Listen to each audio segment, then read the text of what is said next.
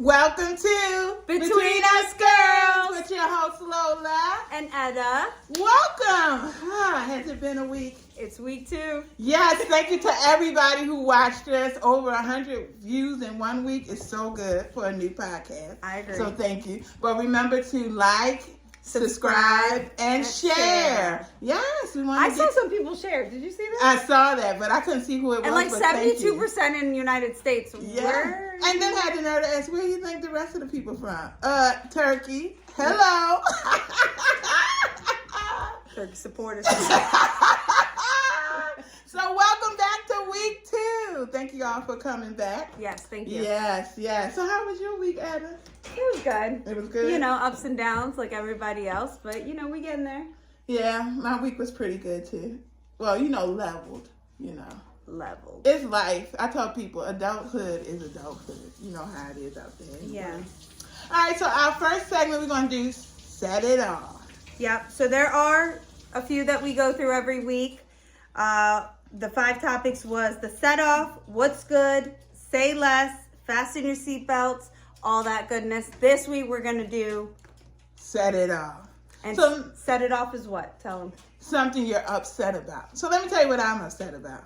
I got up early this morning, got up all my stuff together because all week they've been saying 14 inches tomorrow. I get to work and there's no snow. The snow's going to pass us to the south. How do we live like that? I mean, what are we doing? I would love to be a weatherman. A weatherman. They get paid to be wrong. I can make a guess every day. Can you imagine being that wrong at your job? You be going, oh my God, I don't have that job anymore because they done fired me. And look, he gets back on TV with another smile on his face the same evening going, guess what, guys? No snow. Oh, I'm so sick of them. Oh, I should have been a weatherman. That's where the money is. Weather woman. Or weather woman. Or weather person. Yeah.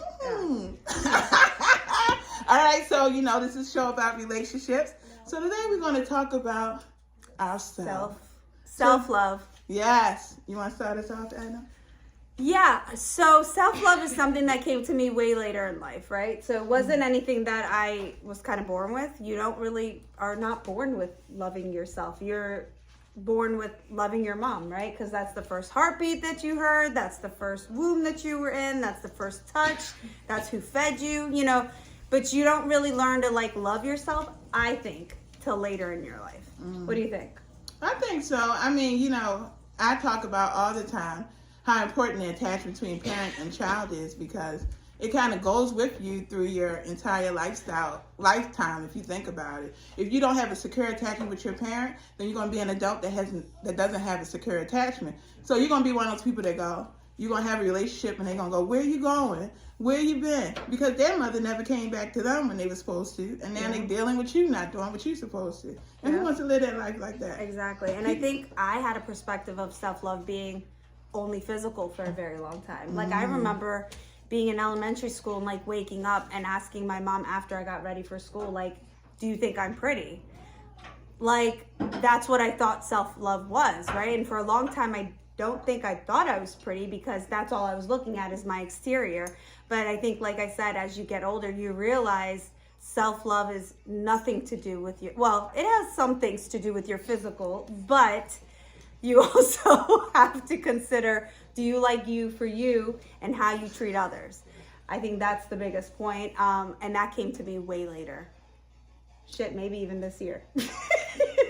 I can understand that. And when I think of self-love, I think about how you align the person you are in the world with the person you want to be. Truly want to be.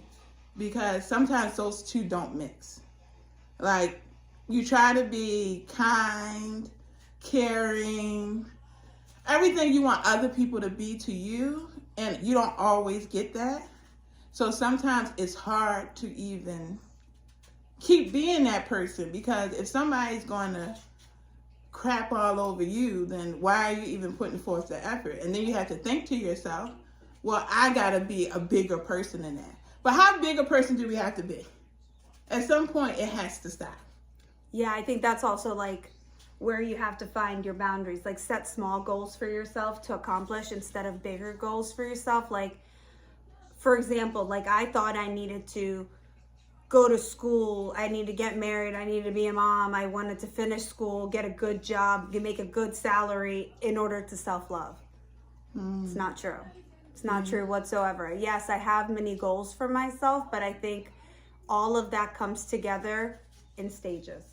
Yeah, I think a lot of people always think to themselves, what's the next thing? Like sometimes you got to be satisfied with getting to that goal. Sorry, I just... What? What happened? That should have been a blooper. Ice just came out of my mouth. Oh, sorry. Anyway, I didn't see anything. go ahead. But sometimes people get so worried about what's the next goal I have to have. Even like when you graduate from school, people are like, well, where are you going to work? And how much you're going to get paid? Instead of just enjoying the moment of graduating from school. Right. So, Right. you know, when you think about that and the way that you love yourself and what you expect for yourself, sometimes it's hard to work that into the world of what the world expects from you. So let's take it back a little bit. So self-love as a child, how'd you feel?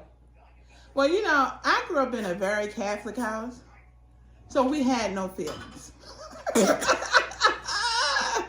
So I grew up in a Muslim household. We also had no feelings. I can't imagine, you know, being in my house and saying I felt sad about something. My friends would be like, what? You got a house? You got a TV in your room? You got a phone in your room? What are you sad about? So, yeah, it wasn't, like I was just remembering a couple years ago that in my house we were not allowed to laugh. Now, people that know me know I laugh a lot. So, my father did not like it. He would say, hey, it's nothing funny. Figure it out. You know, what are you doing? Like, even watching the Cosby Show, like, we would sit down. I was out when the Cosby was, like, live on TV. And my father would be like, it's not funny. You shouldn't be laughing at that. And then years later, I kind of realized that my father lived a life that was so hard that he didn't really Express that love. I mean, he didn't even smile in pictures until they took their, it wasn't 50th anniversary. Maybe it was 50th. No, it was his birthday party. His 70th? No, my mother's 70th. I don't remember. 75th. It must have been his 75th birthday party, and I took him somewhere to get pictures professionally done. And I was like, no, you have to smile. Like, I'm paying for these pictures. You're going to smile today. And then when he got the picture, he was like, oh, I look so good smiling. And I'm like, yes, people smile in pictures. But I have some of the baby pictures where, as a family, we just sit there and they did not smile. It looked like Bridgerton. We were pre-Bridgerton. Maybe my father was ahead of his time. My grandparents don't have any smiling photos either. Their wedding photo looks miserable as shit. It's like, why are we here? That's how my parents' wedding photo Yeah, yeah. looked. So maybe it was like a thing, a cultural thing. Like, but yeah, no. So in my household, we did smile. We did laugh a lot. My dad is, I'm my dad's twin. My dad laughs at everything. I laugh at everything. So hilarious. Yeah, so it's not, that wasn't a thing. It was more of like how you dressed, how you carried yourself. You couldn't lay on the couch like when my dad walked in, like out of respect. It wasn't like, you know, anything like that. But that's like more of a cultural thing. I think my everything about self-love came from the fact that I didn't feel worthy enough. I came here when I was 5. I didn't speak the language. We were obviously not financially like how everybody else was, right? Because we're just trying to make it. So I would look up to, all right, here's the backstory. There was a guy named Michael that was my first crush in America, okay? There was a girl named Ashley in my class. I don't know if they don't know me. I don't know. But if there's a Michael and Ashley in Orlando, Florida, around the 94s, this is about you. Anyways, I thought Michael didn't like me because I didn't have blonde hair, blue eyes, and nails. Because Ashley had the longest nails I had ever seen, and I bit the shit out of mine. Okay, so I thought in order for me to like get Michael's attention, I needed to have nails, I needed to have blonde hair, and obviously it was too late for blue eyes. But like since then, I think that's why my obsession with getting my nails done for so long comes from. No, I'm just kidding. That's not why I like nails. But yeah, so like that was childhood. How about middle school years? Shit, I was so ugly in middle school. See, I'm making everything about physical, aren't I? Yeah. But I think it is when you're younger, right? Like I don't know, because I didn't go through that. I mean, my parents never said, they never said one way or another how somebody looked.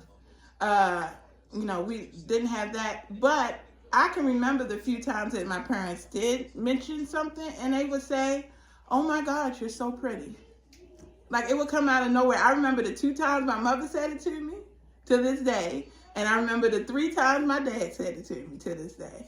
Like, so I never really even thought about it any other kind of way. You know, I had friends who would say stuff like, oh, the way you grew up, y'all really didn't, like, look at the way y'all looked or whatever. But my mother dressed very well for a 2nd grade teacher. I mean, at her funeral, somebody talked about how well she dressed, and they had never seen anybody, like, carry themselves like that. And they aspired to be like that. So it wasn't like, oh, they didn't care about it. They were more just like, whatever you want to do is what you're going to do. Mm-hmm. Like, live in your truth, do what you want to do. And that's how life was. So I never really thought about it as, like, I never even compared myself to the outside world. If I ever compared myself to anybody, it would have been to my siblings. Like, I was considered, like, the dumbest one in the house. But I was an A student. Like, I failed my driver's test. That was hilarious, you know. But my brother, permit test or the driver's? The permit test. Okay, I failed that 7 times. And I'm not exaggerating. I don't care if you judge me, because I've got self-love now that I'm an adult. 7 times, though? I had my mom and my grandma outside praying that I passed. Well, I failed it once. After that, I kind of looked at the book. I hadn't looked at the book. But yeah, my brothers were very bright. Like, I skipped 1 grade and my oldest brother skipped 2 grades. And then they held him back a year. Like, you know, I was just hoping I didn't get held back a year for no reason, you know. So my parents were more educated focused, like making sure you're doing what you're supposed to do. They were very college focused. You know, it's amazing how many, because my family was so college focused, how many people are born into the world and parents never think about college. You know, I didn't realize that because that was always the goal in my house. You speak about college, you probably, you know, how that was pushed in that area. But my parents did the same thing. I never even thought it was a day I wasn't going to go to college. That's just what it was. That's what I'm the first graduating high school student. Yeah. Like, I mean, I broke so many barriers, like, in my family. Like, my mom has, and this is none whatsoever belittling, my mom went to 6th grade, I think, and my dad maybe went to 5th grade. Like, but they're so smart, like, smart. Beyond smart, that I can't even imagine. Like, my dad would help me with my homework assignments from college. Like, that's life skills that you don't learn in school. You know what I mean? Like, exactly. It was my mom with life, like, all together, you know. I don't know. You would never know that they are 7th or 6th and 5th grade graduates because they're extremely intelligent. But yeah, I'm the first graduating high school student, let alone went to college. You know, like, it's, yeah, I don't know. And then, like, in high school, so moving on from middle school, like, in high school, I think I felt like I needed to be the rescuer, right? Like, so in middle school, middle school was kind of a hard, rough year because, you know, my mom was diagnosed with cancer. So it wasn't anything focused on self-love. It was nothing selfish about my life at that point because I was assisting raising my brother, who is technically like my first child. But in high school, I thought I needed to save the world. So it became more, I felt self-gratitude if I helped someone else. Yeah. Like, that shouldn't really be self-love, right? Like, but my self-love kind of depended on helping somebody else because I was like, oh, we went through shit. I don't want anyone else to go through shit. Right. But that shouldn't be my reward. I should be happy with me because of me. Exactly. And that's really what happened. I still fall back into that, like, putting someone else before myself outside of my family just because it makes me feel better. Like, I mean, it happened today. I mean, and it should happen. I am for kindness. It makes me feel good as a person, like I've accomplished something if I'm helping someone else. I understand. But that shouldn't be my main focus. Exactly. And that brings us back to when I talked about that, how you present yourself to the world, you know, as being kind and helpful and all of that. And how it's not always appreciated. And how, as a person, you can't, not that you want to be appreciated, because that's not the point of it, but you should be happy just because you could. Right. You know? Because you're able. Yes, yes. Sometimes people don't even realize the little things you do that help somebody else. Yeah. Yeah, you know, next month is Women's Month, and I haven't even told Eda this yet. They asked me to do the opening speech at CCBC for Women's Month. Ooh. Yeah, so I was thinking about what I was going to say in this 3 to 5 minute speech. And so, you know, I was thinking of all the great women that came along in the world that, you know, do a bunch of great things. And I could mention them, but I said, I'm going to mention the women at work that really helped me. Oh, that really, like... First of all, congratulations, because that's amazing. And if you need someone to show up, let me know. Congratulations. Yeah, thank you. Yeah, so it's really nice to, like, just mention these people that don't even realize that at work, you know, you made a difference to me. Like, Shelly and Lucille on my first day of work really made a difference. You know, so I think sometimes it's nice to hear that you did that. You know, it's just nice to hear it. And it shouldn't be at your funeral. Yeah. Mm. Well, no one else did any shit for me except my mom and my grandma. So I love you. Oh, well, yes, you too. Yes. Thank you. No, and Kasha. I meant like growing up. Oh, yeah. Because you're my dog friend, remember? We talked about that last episode. If you didn't watch that, you should go back and watch it. Yes, that was a very good episode. Very good. We didn't have the mics yet. And look at how bougie we get. Every week is a bouginess. Yeah. You never know next week. Yes, you never know. Maybe it might be some clapping. Or, you know, like one of those background things they see on all their podcasts.